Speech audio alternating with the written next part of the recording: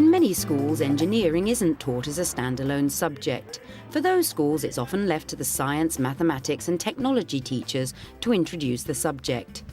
Here at Kingshurst Academy in Birmingham, maths teacher Eva Cowlishaw and science teacher Amy Lucas are working together to show the students the sort of careers that engineering can offer them.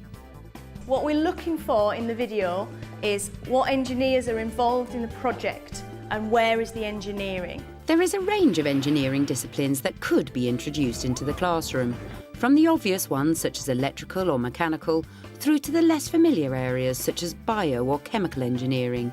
Today we're focusing on structural engineering in a context that many students will have experienced: theme park rides. For big roller coasters, there's four main types of engineers involved. Structural engineers who design the track, mechanical engineers who deal with the train, the car, the bearings, the wheels and all of those sorts of systems. Electrical engineering, because this ride is powered by an electric motor which drives a chain, which lifts the car and the passengers up to the top of the hill and gives it the energy. And finally, control engineers, specialists who are looking at programming the logic controllers which work out where the train is and give the instructions as to how to launch it and stop it. Using a roller coaster made it relevant to them. It was interesting, exciting, and there was a point to it, and they'd obviously had experience of those kind of things themselves. The students will be applying this to their lesson by investigating the mathematics behind rigid structures. What kind of things are we seeing in those rigid structures? Yes. It's got strong support on the ground. Strong support on the ground. Lovely. Okay. What else have we come up with? Anybody over there? Yeah? Lots of triangles. Lots of triangles. Good. Eva challenges the class to create rigid structures using a variety of plastic strips and paper fasteners. They were looking at creating a structure, which is obviously an engineering process, and they were looking at the maths within that, so looking at the different shapes that they were using and the geometry there, angles, measurements.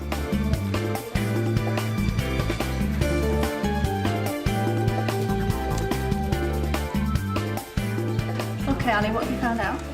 We found that, like, if you have a square on a building or a roller coaster, it's quite flimsy, so it's just going to fall over. But, like, if you have something like that, then it's rigid and it won't move. I've put loads of, like, the strips in to make it more stronger, and, like, I've tried to add loads of triangles as well. Eva moves the task on by highlighting another consideration that engineers need to think about when building rigid structures. We want to make structures as rigid as possible, but with as little materials as possible, because with engineering, obviously you have to use materials, and the more materials you use, the bigger your costs are. Okay, so we want to minimise the materials, but still make it as rigid as possible. So to finish the task, the students are predicting which of the three bracing patterns can strengthen a 9-square framework. Right, the context and the contextual nature of the subject really brings it alive for the students. So it gave them an opportunity to use their maths in a slightly different way and a practical way as well. So it's nice to use materials and get them actually making something rather than just doing it in exercise books. Show me.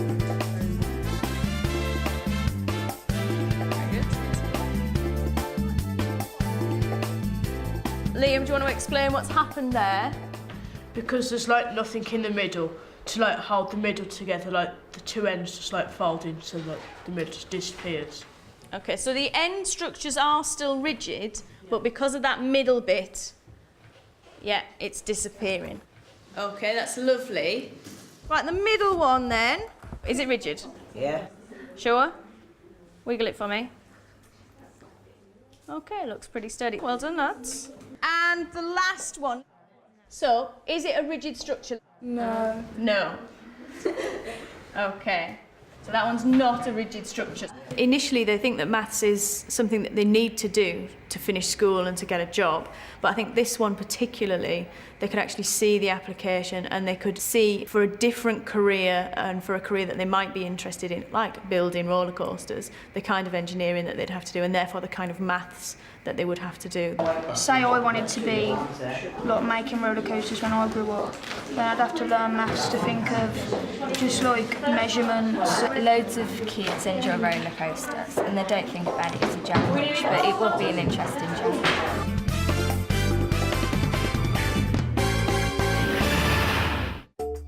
The theme park ride context is also being used by science teacher Amy Lucas. The students are carrying out a scientific inquiry on an ejection seat ride. The main aim of the experiment today was to look at the types of forces that are in action, keeping them aware of where science happens, the forces that act, and how it all links into everything else they were prepared to do. The ride is made up of 2-metre rules clamped in place with a capsule fixed on a piece of elastic between them. A light gate is connected so the speed of the capsule can be recorded. They were modelling a ride they've seen on fairgrounds where you're sprung by a bungee up into the air, get a bit of free fall and then head back towards land. They had to create their model and then test out the best conditions, what would give them the best ride, so what would give them the highest maximum height, what would give them the best time in free fall, how low they had to spring it to actually get it to fly back at a decent rate. As with all science experiments, for the best results you need to repeat, repeat and repeat.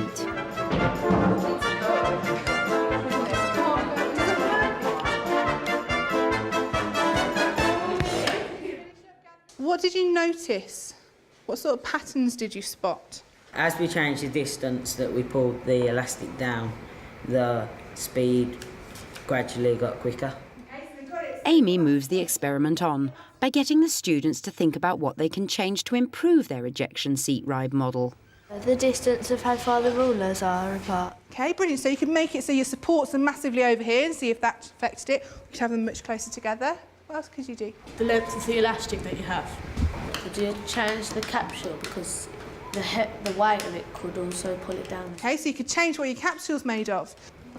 It's quite important to use science in an engineering context as they need to understand that science is not a standalone subject, that it works with other things and it impacts on lots of different, perhaps career choices, lots of different choices they might go on to make in the future. Science and maths, I didn't know how they were so closely related, and in the maths lesson we found out about all the structures, and then when we went into the science lesson we had to use the structural, like the thing that we used in maths, to put it into the science lesson so that we could make our bungee ourselves.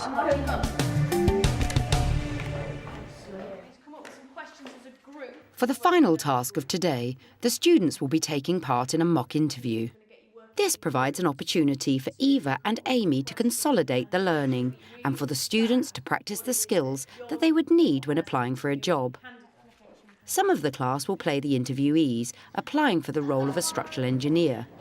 The rest of the class will play the part of the interviewers.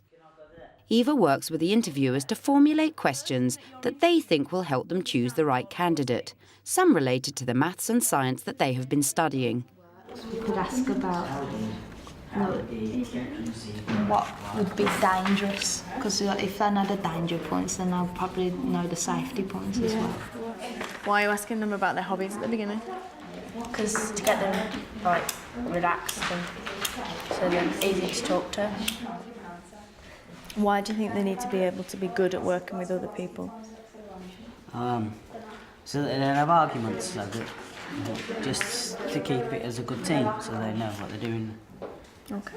They got to look at what skills they would need to be able to go into an engineering role and got to think about the things that they'd done already and the different skills that they already have and the things that they've been doing in school.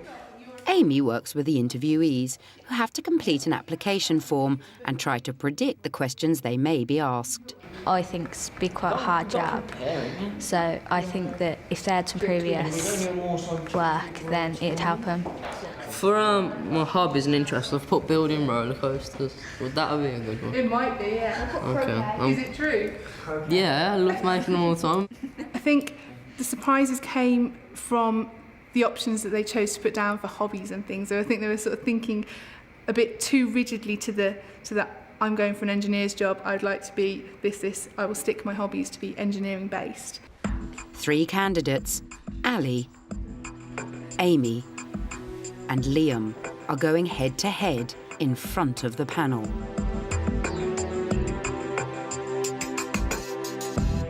In the ejection seat ride we did earlier, what forces acted on the capsule? We used gravity pulling it down, up thrust up, and the force of pull.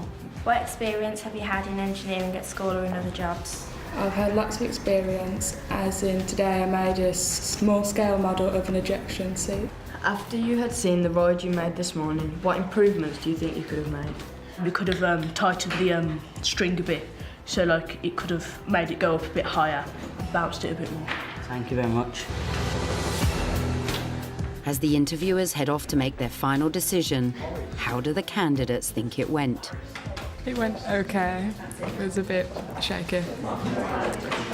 Some of the others were a bit more natural.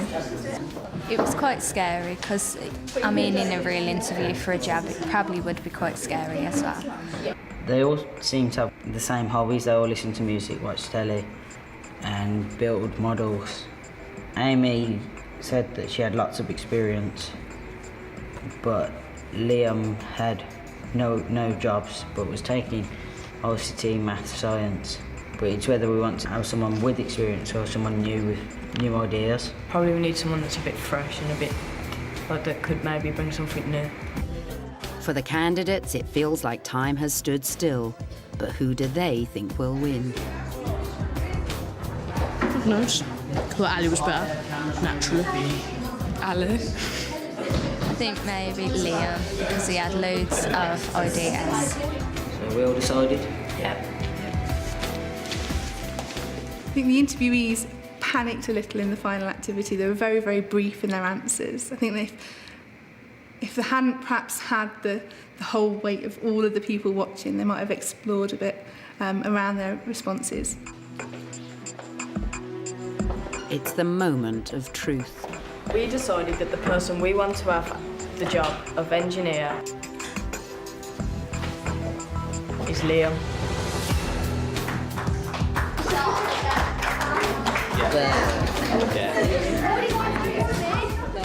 I was really pleased with how the day went. The students responded really well to all of the activities. They really got into it. Their responses, when they were talking to each other, when they were giving answers, was excellent. I thought an engineer was an engineer. I thought he did it all. But looking at it today, I found there's a lot of roles and it must take a lot of teamwork as well within the engineers to get it exactly how they want it to look. I think the more that they see you can use what you know in school in a whole load of different ways, I think that's going to improve what they think about doing in the future.